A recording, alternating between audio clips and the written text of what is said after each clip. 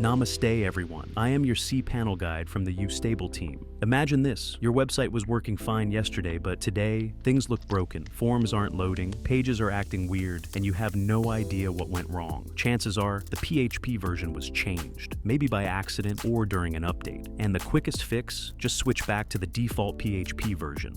I've been there, and the first time it happened, I had no idea what to do. Luckily, I host my sites on YouStable, and their cPanel is super user-friendly. It took me less than a minute to switch back the PHP version. No digging through complicated settings, no waiting for support. What I like about YouStable is that they don't overcomplicate things. Everything is where you expect it to be. Now, let's see how we can fix this.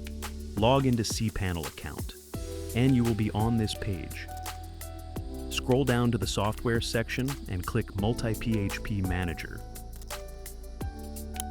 It is better to set the PHP version in this Multi-PHP Manager interface than to set it manually.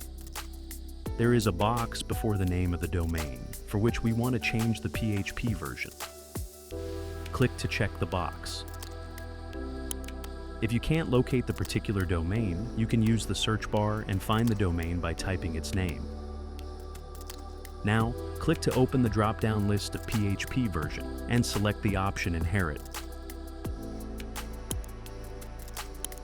You cannot select the Inherit option with PHP FPM enabled. Here it is, disabled. Now, click the Apply button. That's it. We have successfully reset the PHP version to the default version for the selected domain. Thank you for watching.